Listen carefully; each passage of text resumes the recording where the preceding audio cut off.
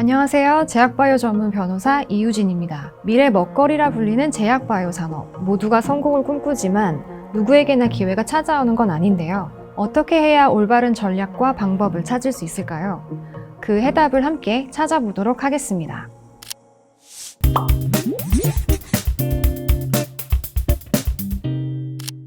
여러분, 중대재해처벌법이라고 들어보셨나요?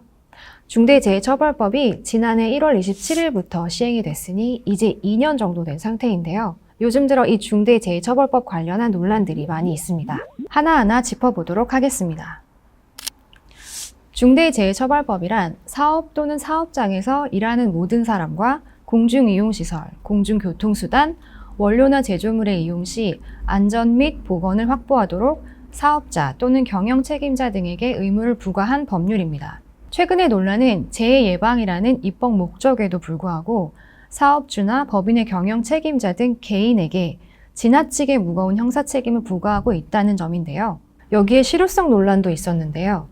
실제 한 자료에 따르면 시행 이후부터 연말까지 법 적용을 받는 50인 이상 사업장에서 총 210건의 사망사고가 발생하여 231명이 목숨을 잃었습니다. 법 시행 전보다 사고는 9건, 사망자는 겨우 1명이 줄어든 것이죠.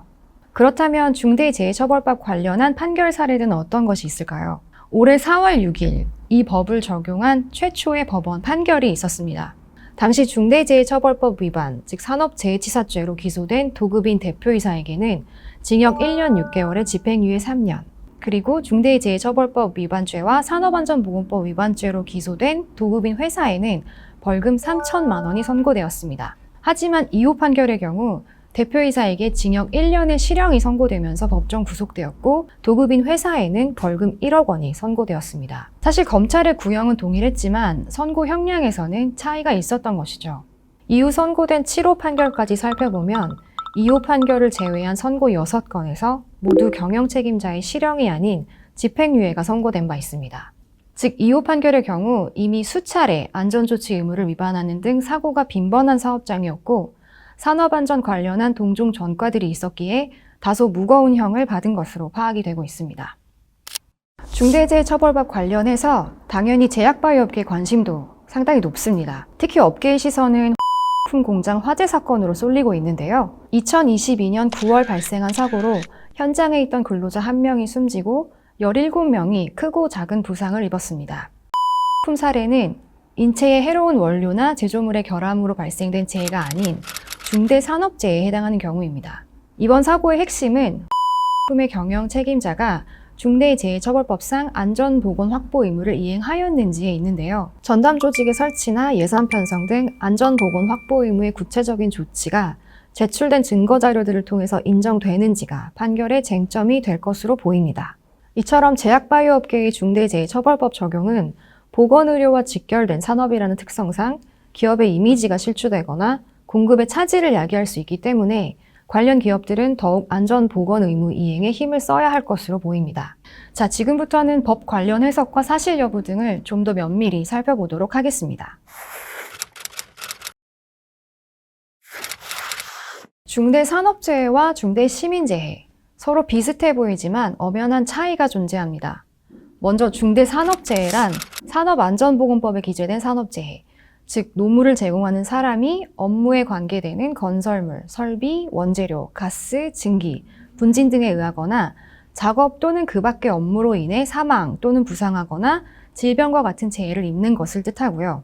다음 중대시민재해란 원료 및 제조물, 공중이용시설 또는 공중교통수단의 결함으로 인한 재해를 뜻합니다. 중대재해처벌법 제2조 제3호 단서에 중대산업재해에 해당하는 재해는 중대시민재해에서 제외한다고 규정하고는 있지만 해석상 이 규정이 중대산업재해와 시민재해의 동시 발생 가능성을 배제하는 것은 아닙니다. 따라서 제약바이오 기업에도 당연히 근로자는 존재하고 인체에 해로운 원료나 제조물을 취급하기 때문에 산업재해와 시민재해는 동시에 발생할 수도 있겠습니다.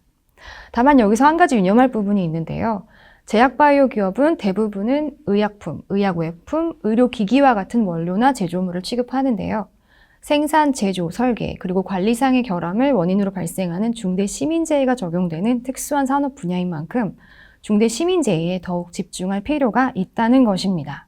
특히 중대시민재해법령은 제약바이오 기업 외에도 관련 위탁 생산업자, 수입 판매업자, 판매 중개업자 등 다양한 이해관계자와 협력 기업들에 모두 적용이 되겠습니다. 더욱 다각적인 대비가 필요하겠죠.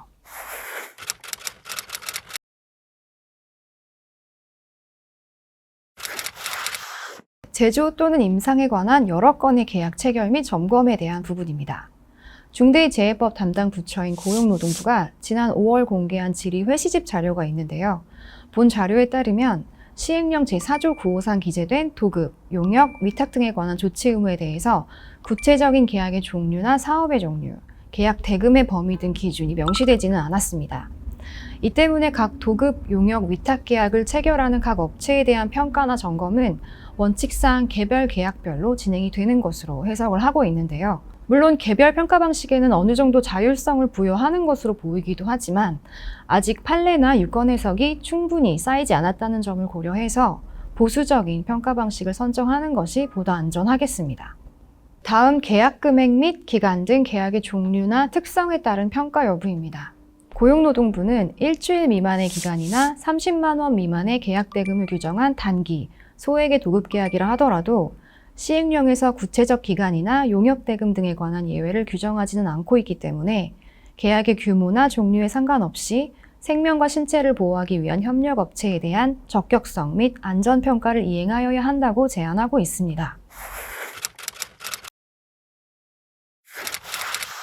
네, 영국, 캐나다, 호주 등에서 국내 중대재해처벌법과 유사한 법령이 존재하는데요. 대부분 건설 현장이나 제조 공장에서 발생한 사례들로 중대산업재해와 유사하다고도 볼 수 있겠습니다. 영국은 지난 2007년 Corporate Manslaughter and Corporate Homicide Act라는 기업 과실치사법 및 기업 살인법을 제정한 바 있는데요.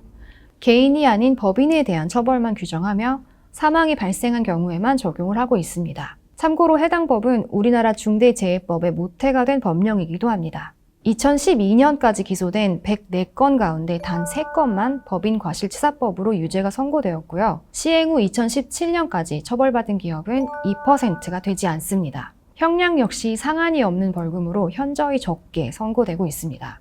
영국을 포함한 해외 중대재해 사례들은 유죄 인정, 즉 guilty plea 제도의 존재나 기업 기소로 인한 경영진의 면책, 그리고 기업 매출액 대비 낮은 벌금액 등을 특징으로 하는데요. 반면에 국내 중대재해처벌법은 기업의 범죄 능력을 인정하지 않고 임원의 처벌을 근거로 하는 양벌 규정을 통해서만 기업 책임을 부과하고 있습니다. 개인 처벌에 하한형을 둔 나라도 우리나라뿐이고요. 비교적 범죄 성립도 쉽지만 처벌 수위는 높다는 점에서 그 특징이 있겠습니다.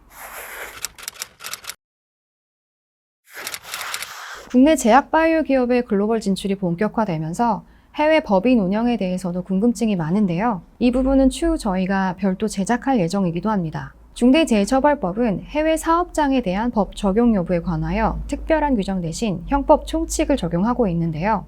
풀어서 말하면 내국인의 국외범 처벌 원칙에 관한 속인주의 원칙에 따라 판단할 수 있다는 것입니다. 고용노동부에 따르면 외국법에 따라 설립된 해외법인에서 국내 법인 소속 근로자가 파견 또는 출장으로 업무를 수행하는 경우에 국내 법인이 해당 사업 또는 사업장을 실질적으로 지배, 운영, 관리한다면 국내 법인의 경영 책임자에 대해서 중대재해처벌법이 적용될 수 있다고 판단하고 있습니다. 다른 예로 해외 법인이 단순 지분 관계에 있고 실질적 지배를 하는 관계, 즉 조직, 인력, 예산 등에 대한 결정을 총괄해서 행사하는 관계에 있지 않은 한 중대재해처벌법상 책임을 부담하지 않을 것이라는 해석입니다. 다만 외국법에 따라서 설립된 해외법인은 국가 간 조약 등에 의해 속인주의를 인정하는 특별한 규정이 없는 한 국내법이 적용되지 않을 것이고, 이 경우 해외법인이 내국인을 고용했을 때에는 중대재해처벌법이 적용되지 않는다고도 볼 수가 있어서 구체적인 사실관계에 따른 별도의 적용적 판단이 필요한 분야입니다. 해외 법인 사례와 마찬가지로 책임 권한 여부도 의견이 많이 있었는데요. 중대재해처벌법상 안전 및 보건 확보 의무가 부과되는 경영 책임자란 사업을 대표하고 사업을 총괄하는 권한과 책임이 있는 사람, 또는 이에 준하여 안전보건에 관한 업무를 담당하는 사람입니다. 이러한 경영 책임자가 의무를 이행하지 않는 경우에 처벌이 가능한 것이죠. 그런데 기업이 안전보건 최고 책임자인 Chief Safety Officer, 즉 CSO를 둔 경우에 법인 대표이사와 CSO를 모두 경영 책임자로서 형사처벌 대상에 포함을 시킬 것인지, 아니면 CSO만을 경영 책임자로 보고 대표이사를 형사처벌에서 면책시킬 수 있을지 해석에 대해서 많은 논의가 있었습니다. 그렇다면 실제 판결은 어떨까요?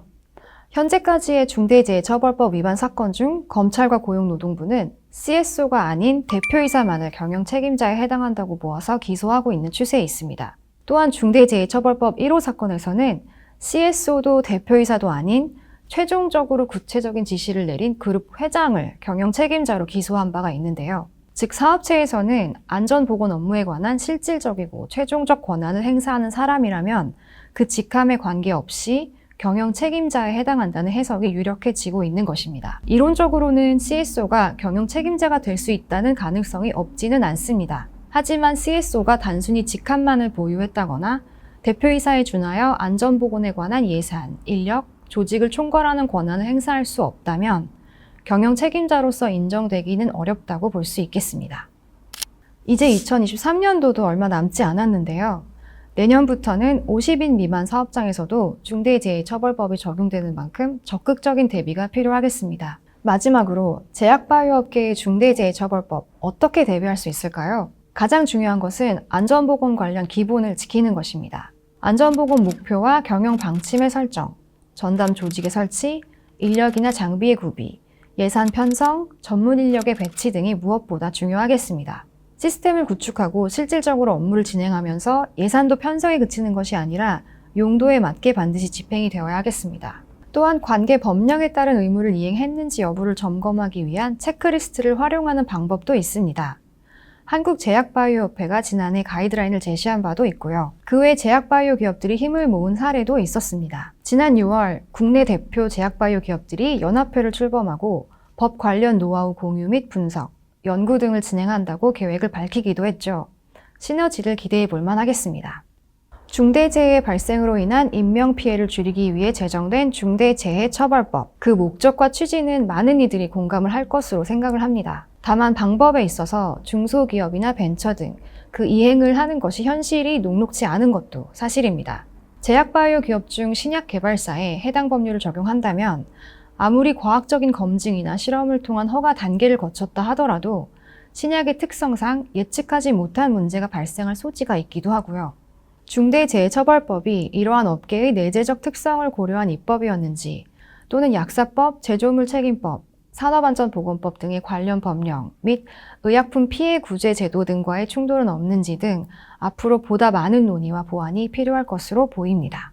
오늘은 중대재해처벌의 개념과 제약바이오 업계의 적용 사례, 그리고 궁금증 등을 알아봤습니다. 조금은 궁금증이 풀리셨나요?